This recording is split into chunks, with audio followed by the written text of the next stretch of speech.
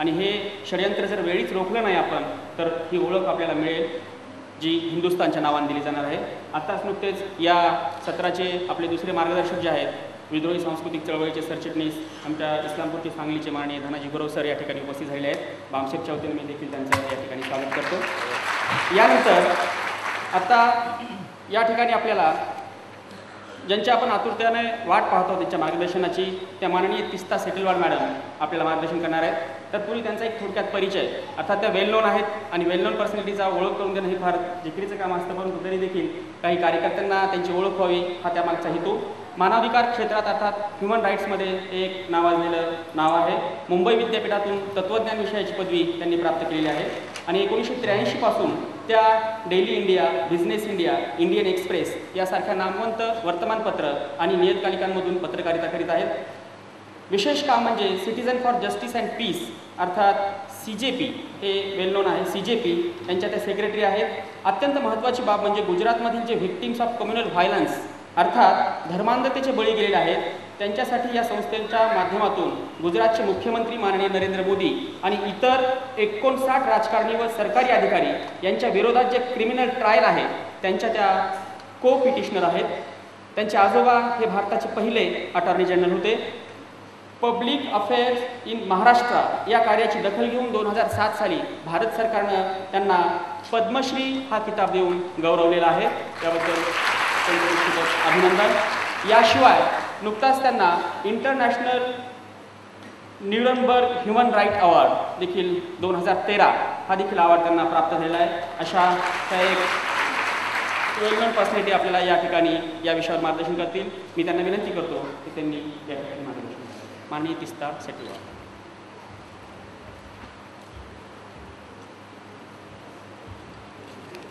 बहनों और भाइयों बहुत बहुत शुक्रिया. मैं बामसेफ से आभारी हूँ कि बामसेफ ने हमें याद करके यहाँ पे बुलाया. बहुत महत्व के विषय पे बात करने के लिए माफ़ी चाहती हूँ कि मैं हिंदी में बोलूँगी. मराठी में अच्छी तरह बोल सकती हूँ मगर पब्लिक स्पीकिंग में कभी झिझक आती है. जो हमारी बहनों ने अभी गाना गाया था बहुत ही सुंदर अति सुंदर गाना जो भीड़ेवाड़े के सबसे पहली ऑल गर्ल्स स्कूल के बारे में उन्होंने गाना था. मैं सवाल आपसे करना चाहती हूँ क्या कि ये स्कूल के बारे में या सावित्रीबाई फुले और ज्योतिबा फुले के संघर्ष के बारे में हमारे स्कूल के पाठ्य पुस्तकों में बच्चों को समझाया जाता है क्या? और अगर 67 साल के बाद हमारी आज़ादी के बाद आज भी हमारे पाठ्य पुस्तकों वही उद्देश्य से लिखे जा रहे हैं जो बहुत ही छोटा ऊपरी वर्ग ब्राह्मणवादी वर्ग जो अपना इतिहास अपना घिनौना इतिहास और नफरत भरा इतिहास फैलाने के लिए किया जाता है, तो आज भी मैं कहना चाहती हूँ कि भारत देश बनने में हम पूरी तरह सफल नहीं हैं. संविधान हमको 26 जनवरी 1950 को मिला मगर जैसे बाबा साहब ने कहा था कि जब तक सामाजिक आर्थिक इक्वालिटी नहीं होगी संघर्ष नहीं होगा तब तक पॉलिटिकल इंडिपेंडेंस से कुछ होने वाला नहीं है. वही हालत में हम आज भी हैं. सावित्रीबाई फुले की जब उन्होंने स्कूल शुरू की थी, आज भीड़ेवाड़ा में आज यहाँ पे आंदोलन चल रहा है कि वहाँ पे एक स्मारक बने वो स्कूल के नाम से. वहाँ पे आज बैंक है पूना में भीड़ेवाड़ा में. उस वक्त पूरे समाज में उनका बहिष्कार हुआ था. उनको बहुत ही कठिन एक समय से गुजरना पड़ा था और उस वक्त वो कठिन समय के लिए उनके जो साथी उनके पास थे ज्योतिबा फुले और सावित्रीबाई फुले के उस्मान शेख और फातिमा शेख, वो भी अगर कहानी हमारी इतिहास की पुस्तक में सही ढंग से लिखी जाए तो शायद हमारे समाज में सामाजिक एक तरह का जो बदलाव हम लाना चाहते शिक्षण के जरिए वो भी आ सकता. मगर नहीं, हम सामाजिक बदलाव नहीं लाना चाहते शिक्षण से, हम सामाजिक गैर बराबरी को बढ़ाना चाहते हैं शिक्षण के जरिए.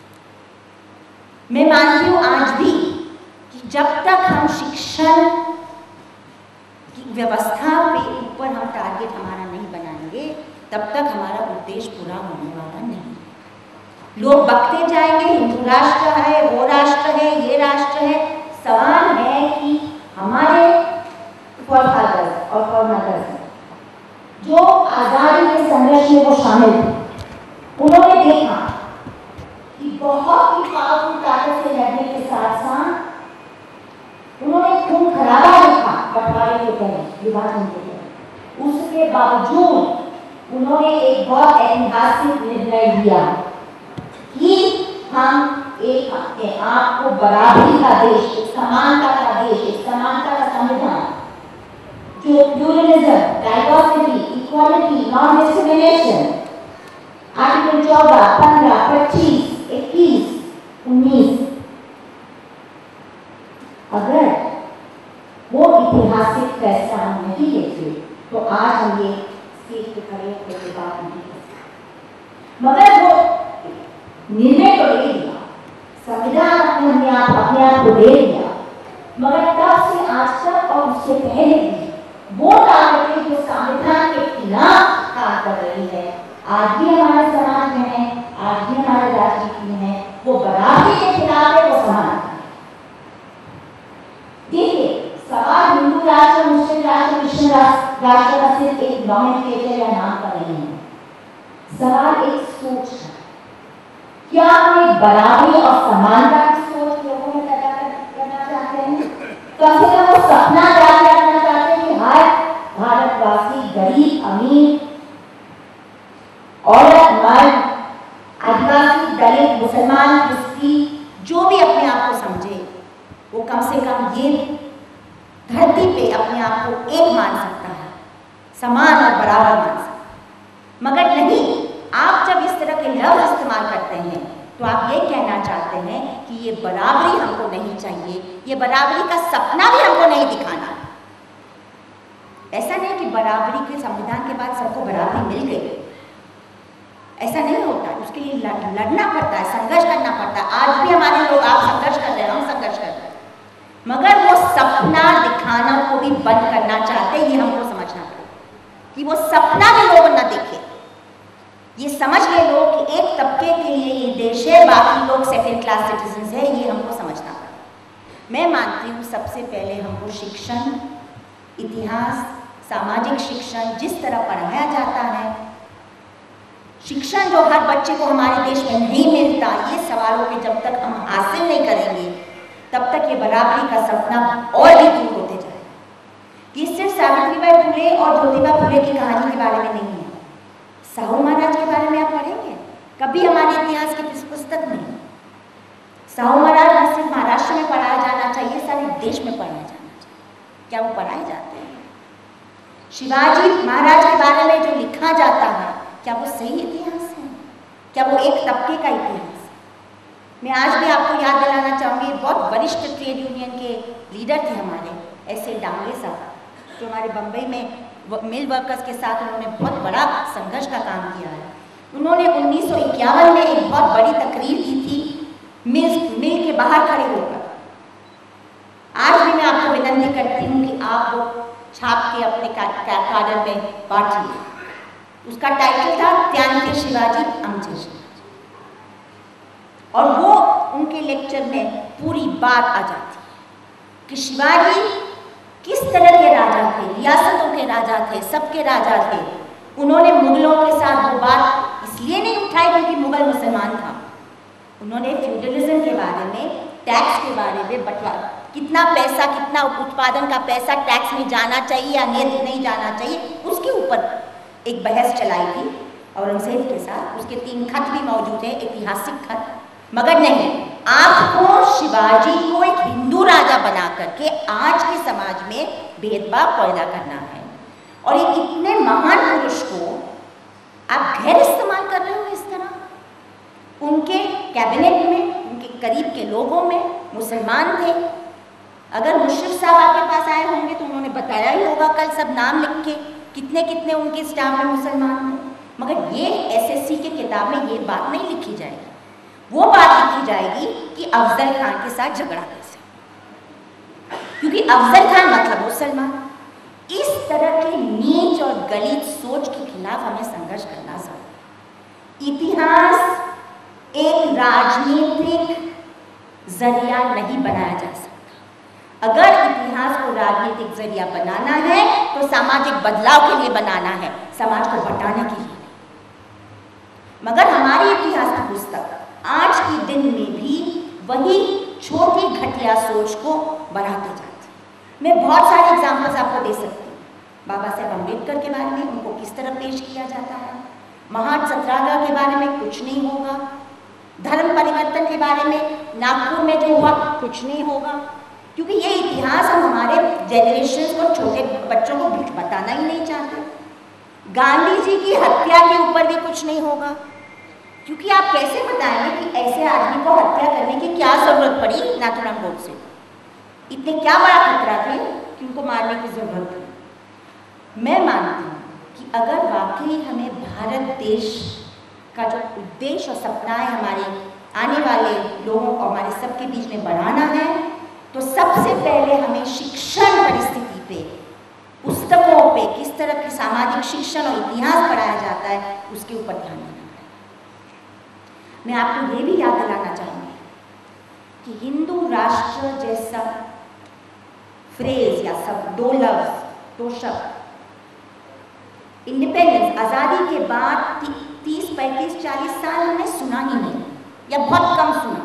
हो सकता है पुणे में शनिवार पेट में कहीं न कहीं RSS की शाखा में पढ़ा होगा, नागपुर में पढ़ा होगा, ऑर्गेनाइजर में पढ़ा होगा, मगर आम पॉलिटिशियन ये शब्द नहीं इस्तेमाल करते थे। 1980s के बीच के बाद जब राम जन्मभूमि मूवमेंट का शुरू हुआ, तब से ये भूत सवार है। और इसीलिए हमें ये सवाल करना पड़ेगा कि ये जब लोग जो बोलने वाले हैं हिंदू राष्ट्र जो कहते हैं, एक्चुअली उनका मकसद क्या है।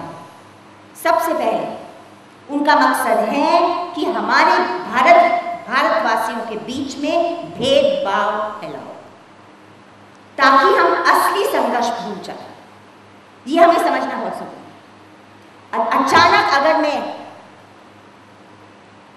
आदिवासी हूँ, अचानक अगर मैं दलित हूँ, अचानक अगर मैं जो भी अपनी जाति हूँ, मैं अपने रोज रहने का सब भूल जाके मैं अपने आप को हिंदू समझने लगूँ और हिंदू समझ के दूसरे का जंग लड़ना शुरू करूँ। 2 मिनट में आपको गुजरात की बात कहना चाहती हूँ।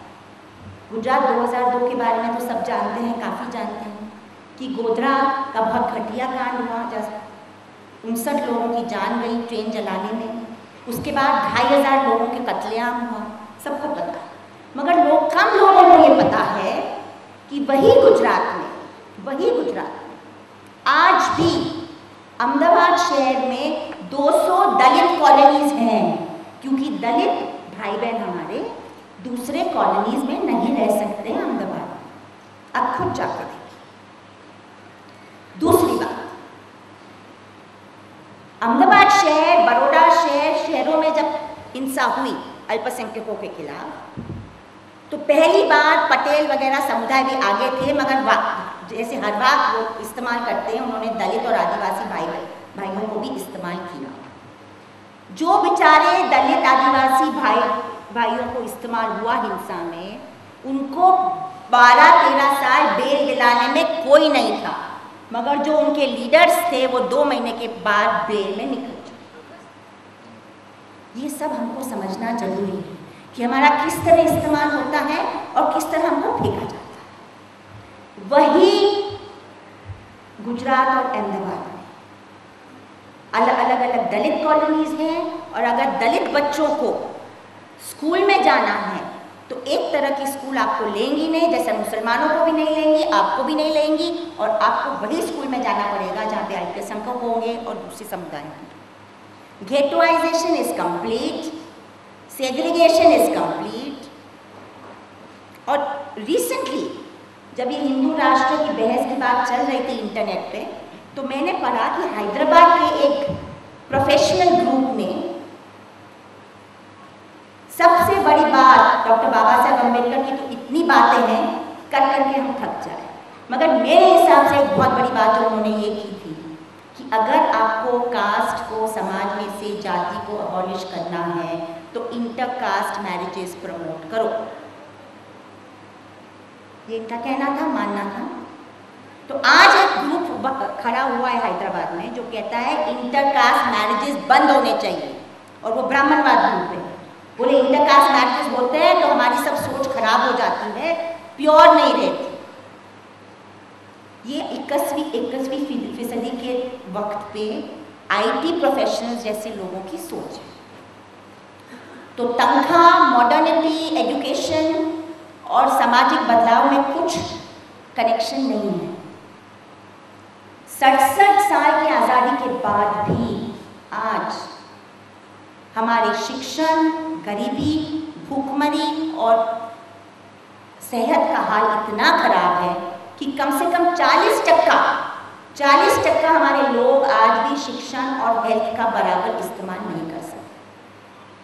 सवाल हमारे ऊपर ये है कि अगर हमें क्वेश्चन करना है, सवाल करना है कि ये व्यवस्था क्यों नहीं बदली, ये व्यवस्था क्यों नहीं बदली, और अगर आज भी कुछ न कुछ स्कीम्स गरीबों के साथ शुरू होते हैं या शुरू करने की कोशिश होती है, तो इस तरह का प्रोपेगेंडा क्यों शुरू होता है कि गरीबों के लिए स्कीम्स हमें नहीं चाहिए क्योंकि इकोनॉमी पीछे जाती है। दोस्तों, गए इकोनॉमिक्स मेरा सब्जेक्ट नहीं है, आर्थिक व्यवस्था, फिर भी ये डायलॉग सुन के मुझे इतना गुस्सा आया था कि मैं कई इकोनॉमिस्ट के साथ बैठी और हमारे देश के गए 2 साल के बजट मैंने एनालाइज किए, और शायद आपको पता होगा मगर फिर भी मैं बताऊंगी कि गए 2 साल में यूनियन बजट ने कॉर्पोरेट सेक्टर को 5 लाख करोड़ सब्सिडीज दी है। 5 लाख करोड़। कोई मुझे गलत बता दे, हमने पूरे आंकड़े जोड़ के मैं बता दी। इसमें ज़मीन है, पानी है, क्रॉस सब्सिडी है, मतलब कंपनीजों को, पूंजीपतियों को, कॉर्पोरेट सेक्टर को आपको इतनी बड़ी सब्सिडी देने में कोई प्रॉब्लम नहीं। मगर जब कोई सरकार या तो रिजर्वेशन, या तो जॉब्स, या तो मनरेगा, या तो फूड सिक्योरिटी, जितना अच्छी स्कीम हो, बुरी स्कीम हो, वो दूसरी बात, मगर अगर देना शुरू भी करे तो एक सर से अटैक शुरू हो जाता है वही तबकों से जो आज हिंदू राष्ट्र की बात कर रहे हैं। इसका कनेक्शन आप मत भूलिए कि जो तबके आज हिंदू राष्ट्र की बात कर रहे हैं वो आज कॉर्पोरेट सेक्टर के मुखौटे हैं। ये हमें समझना बहुत जरूरी है। ये सिर्फ सामाजिक सवाल नहीं है, सिर्फ सांस्कृतिक सवाल नहीं है, हालांकि वो सांस्कृतिक सवाल भी है और वो बहुत गहरा सवाल है, मगर ये आर्थिक सवाल है और हमारे रिसोर्सेज के बारे में सवाल है। वो नहीं चाहते कि भारतवर्ष के जो रिसोर्सेज हैं उसके ऊपर ग्राम पंचायत बोले कि ये नदी के साथ क्या होगा और ये फॉरेस्ट के साथ क्या होगा। वो चाहते हैं कि जैसे उन्होंने हमारे आदिवासी इलाकों में किया, छत्तीसगढ़ में, झारखंड में, कि MOU आप साइन कर दो कंपनी से और असेंबली और पार्लियामेंट को दिखाओ ही मत। तो जो सरकार है जिसको कॉर्पोरेट सेक्टर बैक कर रही है वो MOU साइन कर देती है और वही लोग आज हिंदू राष्ट्र की बात कर रहे हैं। आप ये कनेक्शन हम लोग मेंटल जब तक नहीं बनाएंगे तब तक हम इसके खिलाफ सही ढंग से आवाज़ नहीं उठाएंगे। The connection between the forces of globalization and the forces of aggressive communalism। दूसरी बात मैं कहना चाहती कि आज़ादी के वक्त सब तबके ने आज़ादी की लड़ाई लड़ी। उसमें हमारे आदिवासी भाई बहन थे, नाम ले बिरसा मुंडा, चंद्रशेखर आज़ाद, कितने नाम हैं। महाराष्ट्र में, बिहार में, आंध्र में, इंडिगो फार्मर्स, तेलुगु, लेफ्ट के लोग थे, कांग्रेसी लोग थे, सबने लड़ा। अलग अलग स्तर पे आज़ादी की लड़ाई लड़ी गई।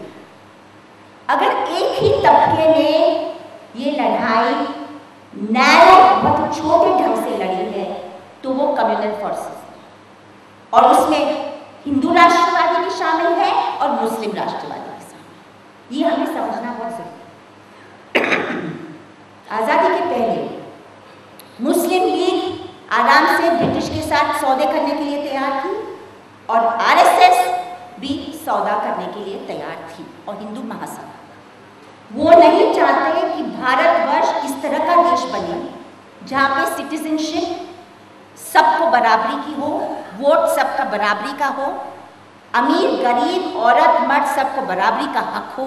नहीं, वो चाहते थे कि जो ज़्यादा पैसे वाले हो, जाति के ऊपर हो, उनको ज़्यादा इन्फ्लुएंस होना ज़रूरी है। इसीलिए कोइंसिडेंस की बात नहीं है कि जैसे राम जन्मभूमि मूवमेंट की पूरी शुरुआत हुई हमारे देश में मिड 80s 1980s में, तब से हिंदू राष्ट्रवाद की बात हवा में घूम रही है।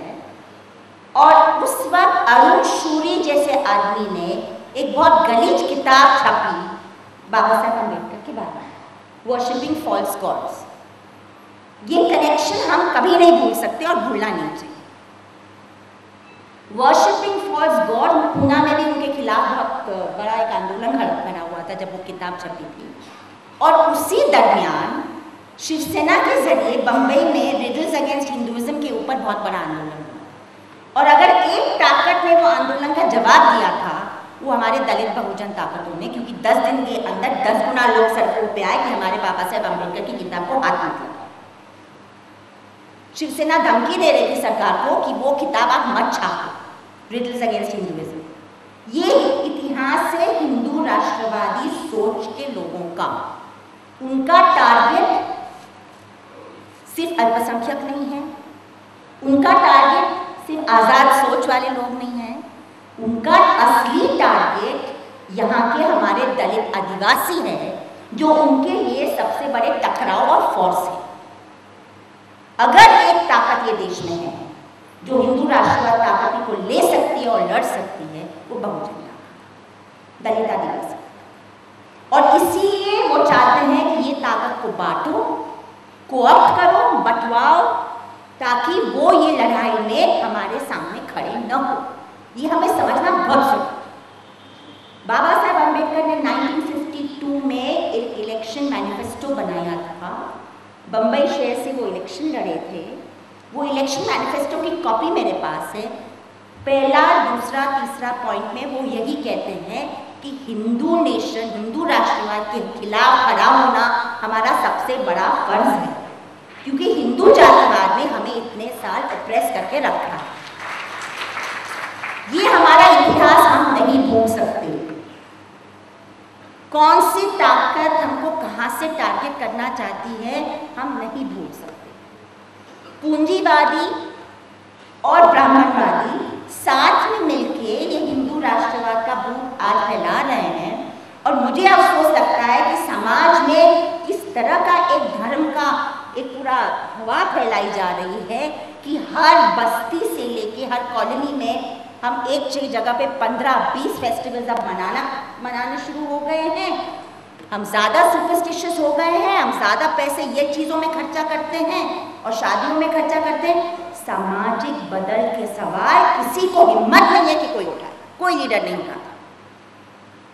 कोई लीडर खड़े होकर कह दे कि इतना आपका साल का बजट है तो इससे ज़्यादा तो इसमें पूजा पाठ में मत करो भाई, लिमिट तो रखो कोई बात का। सामाजिक बदलाव बाबा साहेब अम्बेडकर, ज्योतिबा फुले, सावित्रीबाई फुले की राजनीति का फाउंडेशन था। आज वो सामाजिक बदलाव की बात हम करते ही नहीं। सिर्फ वैचारिक बदलाव नहीं होता, सामाजिक बदलाव के बिना वैचारिक बदलाव नहीं होगा।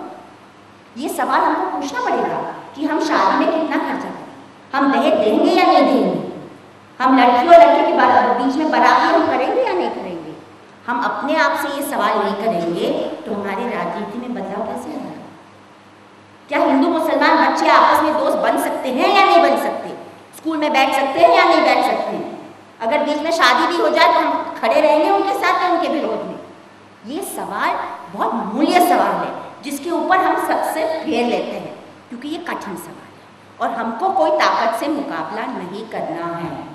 तो सबसे पहला सवाल मैं विनती करती हूँ कि हम अपने आप से करें कि ये हिंदू राष्ट्रवाद का मतलब क्या है, भारतवर्ष और भारत संविधान का मतलब क्या है।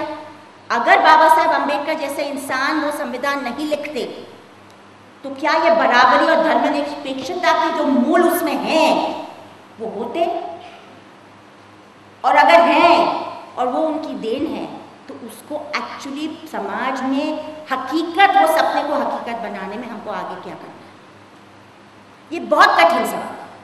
मैं यहाँ खड़े होकर 10 राजनेता को मैं गाली दे सकती थी, बहुत आसान था, मगर मुझे ये लगता है कि सबसे मुझे मेरा खून जब खौलता है कि जब आम इंसान को ये शब्द सुन के गलत नहीं लगता। हिंदू राष्ट्र सुन के मुझे बहुत गलत लगता है। भारतवर्ष के नासी होकर कैसे मैं सुन सकती हूँ? मैं ये भारतवर्ष की नारी हूँ, मैं नागरिक हूँ, मेरा संविधान मेरा किताब है, मेरा अहले किताब मेरा संविधान है, और धार्मिक कोई किताब नहीं। और अगर वो मेरा किताब है तो मैं हिंदू राष्ट्र सुन के मैं कैसे चुप बैठ सकती हूँ? मगर हम सब चुप बैठ जाते हैं, क्योंकि ये लोग डंडा निकालते हैं, ये लोग धमकी देते हैं, ये लोग मारने पीटने पे शुरू कर देते हैं, और ये लोग ये दिखाना चाहते हैं कि हिंदू होना सबसे बड़ी चीज है। मैं मानती हूँ कि ये देश की सबसे बड़ी देन वर्ल्ड पॉलिटिक्स में ये थी कि हमने राष्ट्रवाद जो है वो धार्मिक नहीं बनाना, वो सामूहिक बनाना। सामूहिक राष्ट्रवाद पे हमारा संविधान बना है, कलेक्टिव नेशन हो, और उसके लिए अगर हम आज खड़े होकर नहीं लड़ेंगे तो न सिर्फ हम आने वाले हमारे बच्चों के साथ नाइंसाफी कर रहे हैं, मगर हम पूर्वजों के साथ भी नाइंसाफी कर रहे हैं, जिन्होंने बहुत ही संघर्ष और त्याग के बाद हमें ये सपना दिखाया था। बहुत हमारे साथी भी आपके सामने हैं, मैं ज़्यादा वक्त नहीं लेना चाहती हूँ, आपने मुझे इतने प्रेम से इतने दूर से बुलाया, इसकी बहुत बहुत शुक्रिया। मगर मैं वापस ये दोहराऊंगी कि जब तक सावित्रीबाई फुले और फातिमा शेख और उस्मान शेख की कहानी हमारे सामाजिक शिक्षण और इतिहास की पुस्तकों में हम नहीं बिठाएंगे, तब तक हम कोई भी संघर्ष में सफल हुए हैं ऐसे मैं नहीं मानती। बहुत बहुत शुक्रिया, थैंक यू।